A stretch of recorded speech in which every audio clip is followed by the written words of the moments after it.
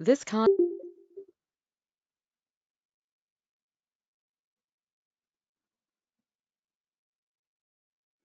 Yeah.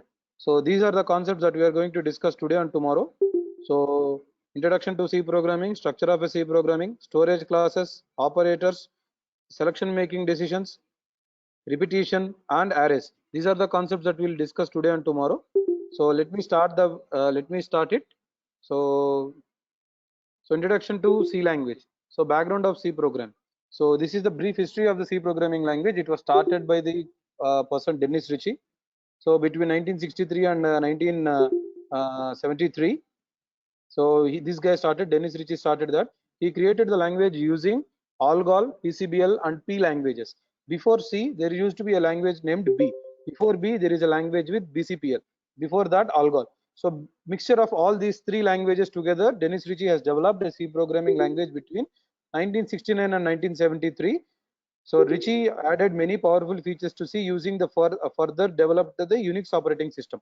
So based on C programming language itself, Unix operating system was developed. So there are different kinds of operating systems, Windows, Linux based operating systems. Based on the C programming language itself, Linux platform was developed. So it follows the ANSI standards, which was formed in 1973. ANSI, American National Standards Institute. So they are the people who try to give some standards in programming thing. So all these things will be given by this thing existing. The definition of C language came into existing of new ANSI C with the better features. So what is C character set? So C collection of characters which are stored in the C programming language.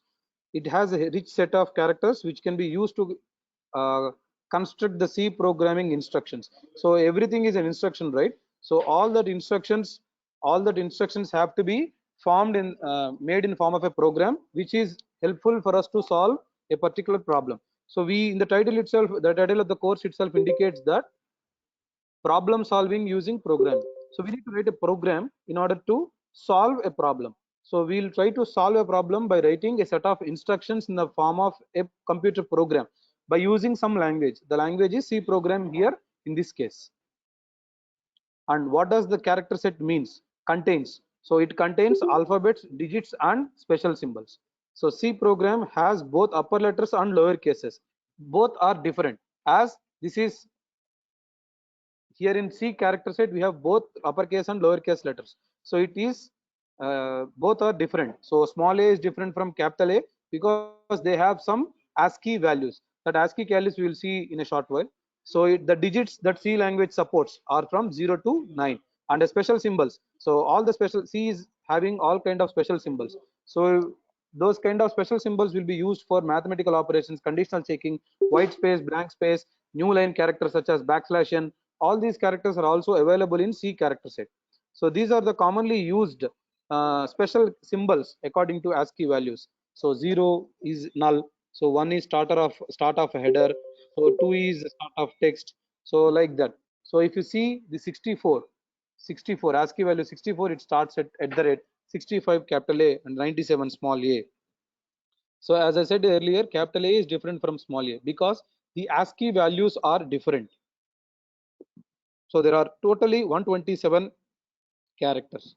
There are totally 127 characters. Even delete also has a character number, that is 127. So now the coming part is, next part is tokens. So token, what is a token? C token. So the smallest individual part of the program. The smallest individual part of the program.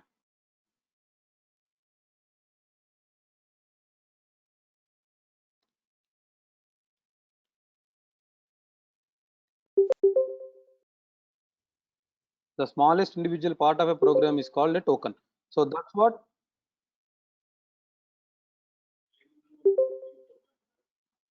So C tokens are the smallest building block or smallest unit of the program. That's what I was indicating. So C tokens are divided into 6 different types: keywords, identifiers, constants, strings, operators, and special symbols. Each and everything has its own significance in C programming language. So identifiers, what are meant by identifiers? Identifier refers to the name given to the entities such as variables, functions, structures. So my name is Pavan. So that is my identity here.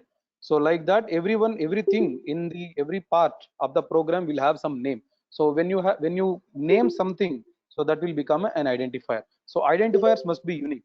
There are no two pawns in IT department. Only one pawan will be there. So if you take an example of your Aadhaar number, that Aadhaar number is an identity for you. So it will be unique. It cannot be having duplicates. They are created to give unique name to an entity to identify it during the execution of the program. So when 50 people are in the class, there must be some identity to call someone, right? So in the same way, so there you will be having a roll number. The roll number will be unique. No two persons in the college will have the same roll number, or in the entire students under the JNTU Kakinada, you can, if you check, there will be no two students with the same roll number, right? So it must be unique. So there are some examples: int money, double account balance. So here money and account balance are identifiers. Also remember, identifiers names also must not be keywords. Keywords are entirely, it should be different from identifiers. మనం identifier names తో keywords ని ఎప్పుడు పెట్టకూడదు. We cannot use keyword as an identifier. So rules for naming identifiers. So ఇప్పుడు మనకి names పెట్టేటప్పుడు ఎలా పెడతారు? నేమ్ పెట్టేటప్పుడు చిన్నప్పుడు, so they will be seeing our stars and they will be keeping our names. But here in C program we have some rules to follow to keep the names of the identifiers. So the first character must be an alphabet. It has to be an alphabet or underscore. So it must contain only letters from small a to small z, capital A to capital Z, and digit 0 to 9, or underscore, which means no special characters have to be involved in the identifiers. So only first 31st characters are significant, which means the length of the identifier must be 31. You cannot use a keyword, must not contain a white space. These are the rules for the naming identifiers. So what are the types do we have? So data types. So data types in C. So we have three kinds of data types: the primitive data type, user defined data type, derived data type. So DT is nothing but the derived data type. So under primary data type, so these are the primarily used things to store data. So the basic things to store the data, the existing of memory locations. So for these data types, we need to create memory locations. So these are the primary things. Even inside the user defined data types or derived data types, these are derived from the primary data type. So user defined data type, I can create my own data type. How do you create your own data type? With the help of enum or typedef. Derived data type, if you take pointer, pointer is an integer value which indicates the address of any other identifier. See, which indicates integer variable. That integer variable will be address of some identifier, right? So that is using the concept of integer alone. So that's why they are called derived data types. When you come to primitive data types, we have four kind of major primitive data types: char, float, int, void. So these are the four main primitive data types. Under character, we have signed and unsigned. Under float, we have float, double, long, double. Under integer, we have 8 categories, I suppose. 1, 2, 3, I suppose 7. 7 categories will be there. So int, long int, unsigned long int, unsigned long int, short int, unsigned short int. So these are the primitive data types that you need to concentrate while preparing for the examination as well. So when you come into the discussion regarding the storage range and value range, this is how it is calculated. Character takes 1 byte. So you know how to calculate these things, right? So 128 to 127, or 0 to 255, which means 0 to 255 it is signed character, and whereas 128 to 127 it will be unsigned character. How to calculate those values? So how to find out the range of the data type. So 2 minus 2 power the number of bits. So to say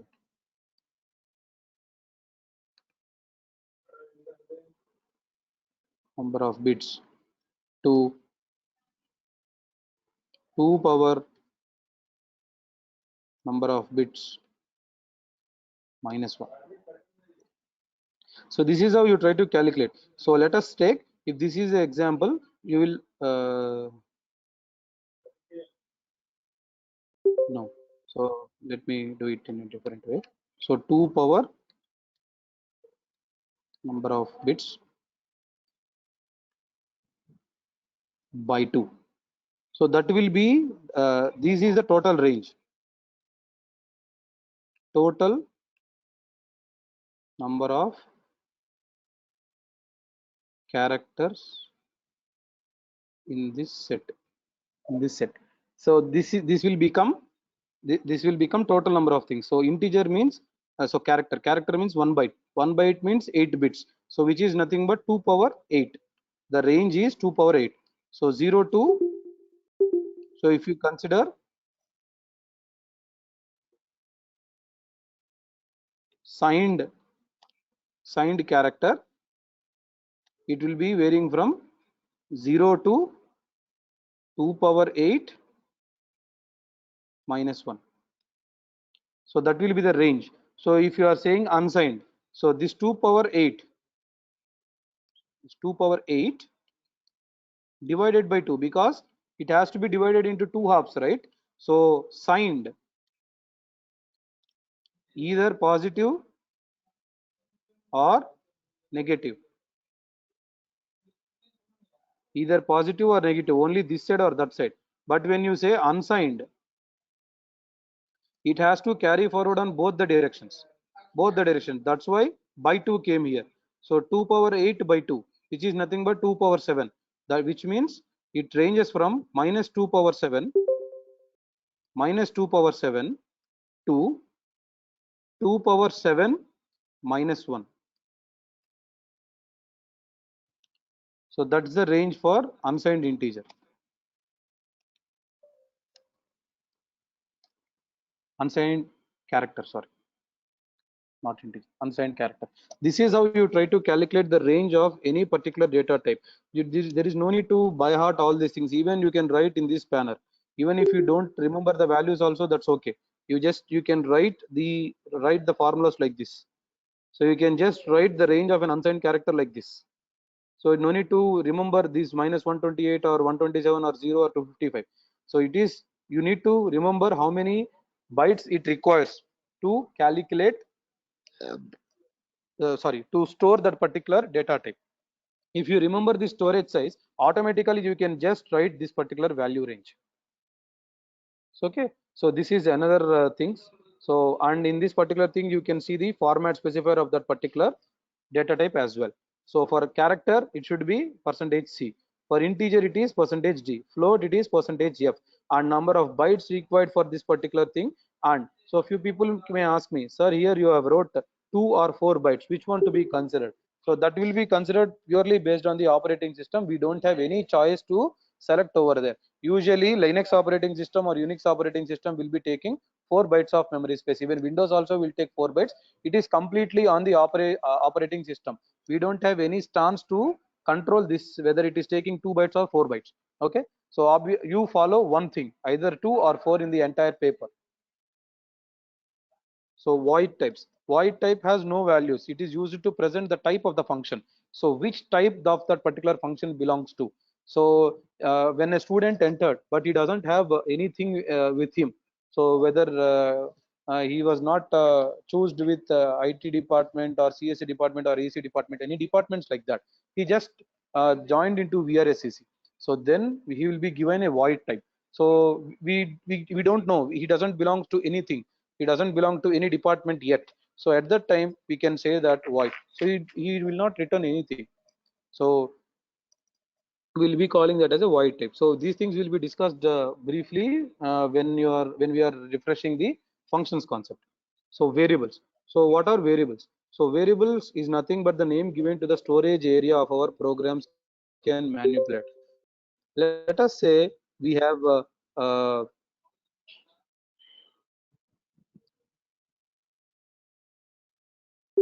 so I have the memory like this. So consider this as my memory block.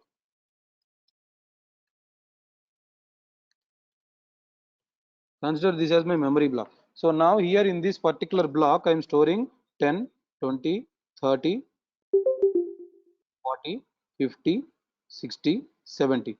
These are the values that I am storing. The values that I am storing in my memory. Okay, these are the values that I am storing in my memory. Okay, so now I wanted to give some variable name or identifier to this particular memory block. So to the entire block here So to this particular block 10, I wanted to give a name. So I'm giving the name A. So in the same way I wanted to give B to the value 20 in the memory space. So now I wanted to give C for this, D for this, E for this, F for this, G for this. So now I'm giving the variable names for the content present in my memory. Variable names present for the content present in my memory. So these things are called variable names, and this is the value. The block, if you are seeing the box over there, that is the memory block allotted for this variable A to store 10.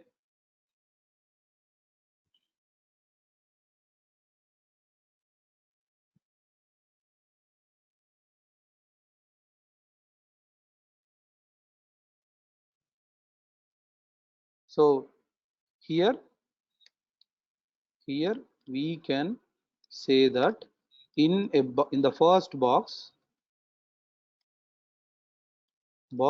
represents the memory location where 10 is the value residing in the block with which can be referred with the variable A,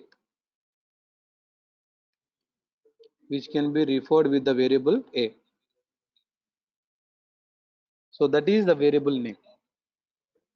So so a variable tells the compiler where and how much storage to be created based on the variable itself, whether it belongs to an integer, where it has to be stored, how much memory has to be created. All these things will be understood by the compiler. So we don't do anything, we just write the code and we just try to compile and we just try to execute. So when we try to compile the C compiler or the Turbo C compiler you are using, Turbo C is an application. Behind that there will be a Borland C or any other C compilers will be there. The compiler will try to understand with the just the type of the variables what you create. So now here in this particular example, int ijk are three integer variables, which means for each variable here I, j and k, either 2 or 4 bytes of memory will be allocated. How can you say that? The compiler knows. The compiler identifies that these I, j, k belongs to the data type integer, and it tries to create either 2 or 4 bytes of memory inside the memory blocks which it has under its control. The variable definition specifies the data type and contains list of one or more variables that of the type as follows. We can just create a double D. Here only one variable is created, or you can create multiple variable list like int I, j, k. So the syntax would be type means data type, and the variable list. In your variable list, it may contain only one or two variables. It's completely depending upon your programming requirement. So another examples, and initializing the same values, type variable name equal to the value. So we are using the assignment operator equal to here to assign a values here. So const, but the only difference, they cannot be modified by the program once they are defined. Once you define that as a constant, the value cannot be changed at any point of time. So constants refer to fixed values, they are also like literals only. So let us say this side is also a variable now, but when you are defining it as a constant, this value can never be changed throughout the program. The syntax is you have to use the keyword const. Okay, constant, you wanted to create a constant. Okay, constant of which data type? So that has to be mentioned here. In this case, integer constant, we have declared an integer constant with the name side, and the value assigned is 10. So types of C constants, so these are all the different types of C constants that we can create: integer, real, octal, character, strings, and backslash character constant. These are the different kinds of constants that we can create in C programming language. So, and the next topic is input and output topics. All the topics that I am discussing now will be in this order alone. All the things will be in this order alone. I hope you people see that particular thing. So all the things which will be there in this particular concept, which will be, I'll be sharing the recorded video as well and the PPT as well with you. Any doubts till this particular point, guys?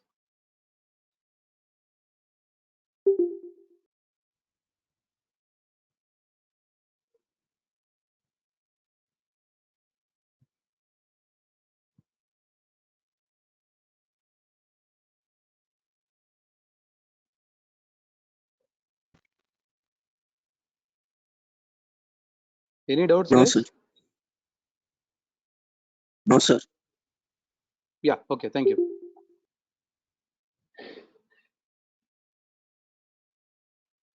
So input and output thing. So input, we need to give the input to the program.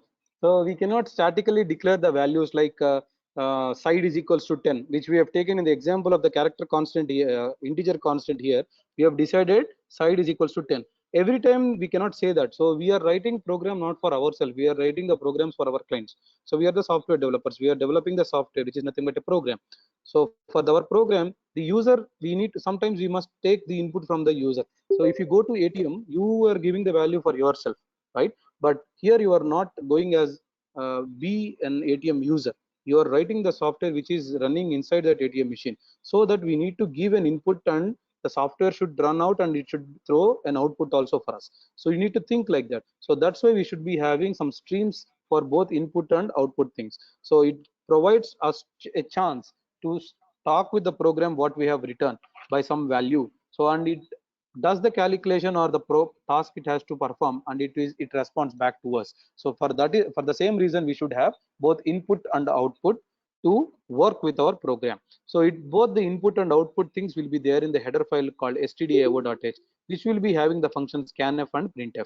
So we don't have anything, so we don't need to write our own streams. So these are the two streams which were provided by the C programming language in the header file called stdio.h. So printf. So this will be the syntax of the thing. So you need to specify that with the format specifier of the C programming language, which were there in the earlier slide. And scanf, the syntax of scanf, and so percentage x is the format specifier in C. And here you need to notice that in scanf we are required to give ampersand symbol. We are required to give the ampersand symbol. It's the way to tell the compiler what data is there in that particular variable. So how, you can ask me, so whatever the value it was there, it has to print there. So why do I need to specify the data type over here? It just need to store where I wanted to store. No, because it needs to understand how much data it has to be allocated where, so whether it is exceeding or not. So it has, the compiler need to check all these things. So that's why we need to specify the percentage, the format specifier when you are trying to read some particular thing. So next concept is keywords. Keywords are predefined words in the C compiler. So each word is meant to perform a specific function in the C program. So since keywords are referred the names of the compiler, they cannot be used as a variable name, which we have discussed this point at the time of at the time we are discussing identifiers. C language supports 32 keywords. So it has 32 keywords. What are those 32 keywords?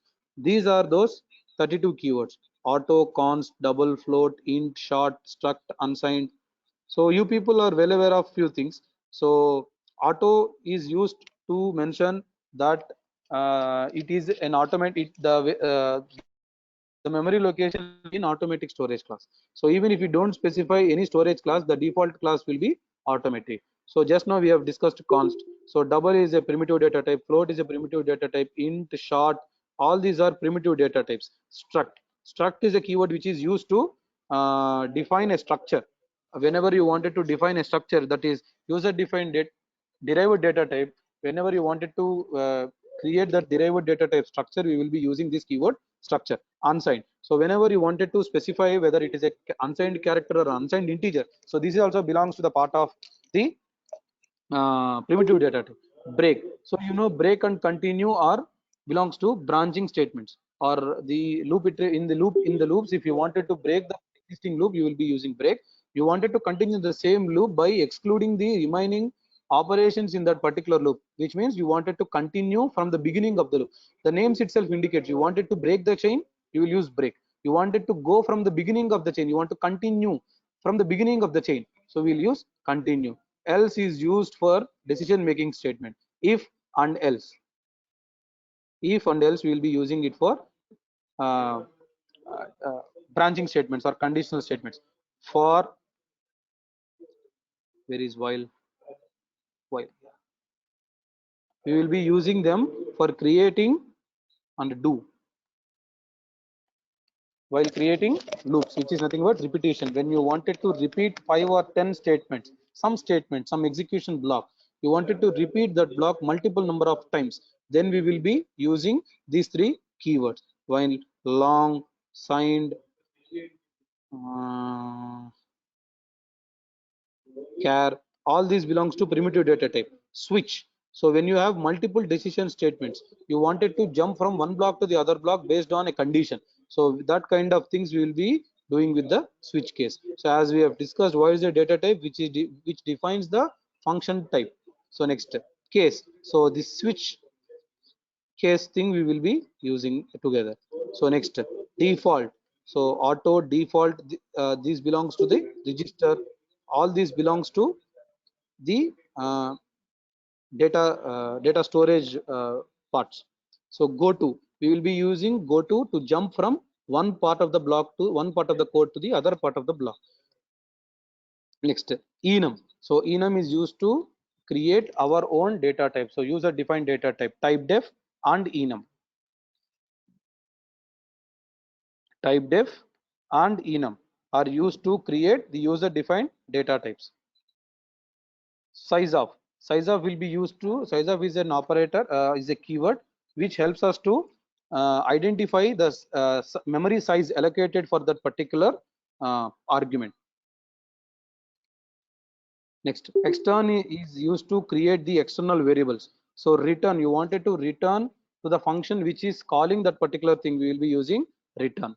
So union is also similar to the structure, but whereas the structure, the memory allocation will be done for each and everything in that particular structure, but in the union, the largest memory occupant in that particular union, the space will be allocated only for that particular data type. So that is the difference between the structure and union. So this is the overall the idea of the keywords present in that particular in our C programming language.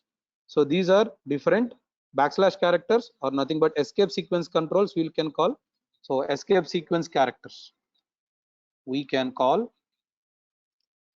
backslash character, also as escape sequence character.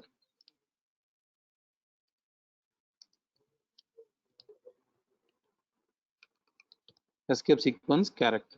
So what you can see the backslash character on the left hand side, on the right hand side you can see the meaning of that particular backslash characters. So here comes the important part, the structure of the C program. This is a very important questions even with the time of your examinations. This is the general structure of the C programming language.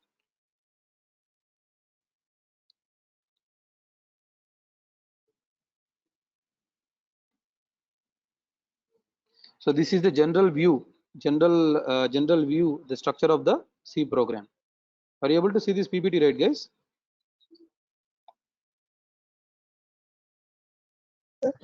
Yes, sir. Are you able to see the structure of C program right now?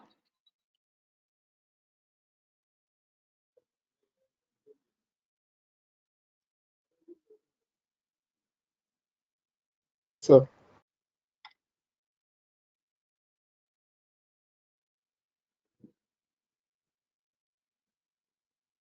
Because I'm not able to see that in my screen, so that's why I'm asking you guys. Yeah.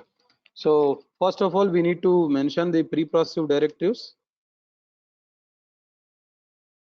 The preprocessive directives, which is nothing but those hash include things that which we write to include the header files into our program. After that, global declarations. So whether you want, you know the difference between the local variables and the global variables.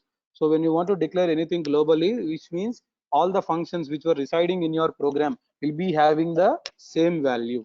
So, and it comes to the main section, which will be have local declarations and statements. and this is called the main block, and the other functions as required for your need.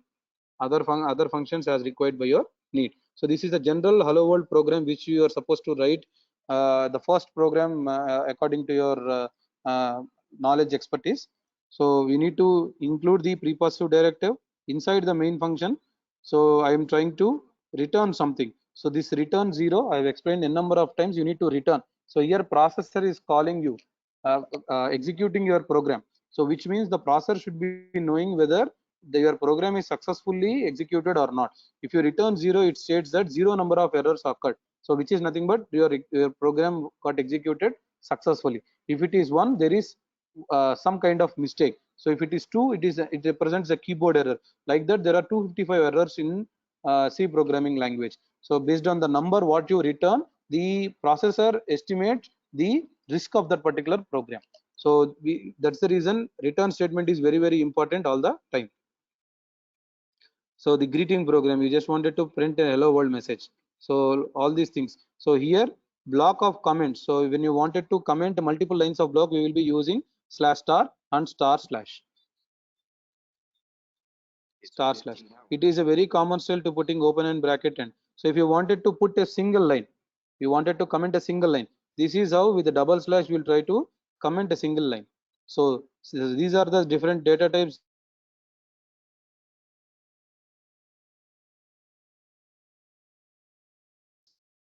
C types that we have discussed already.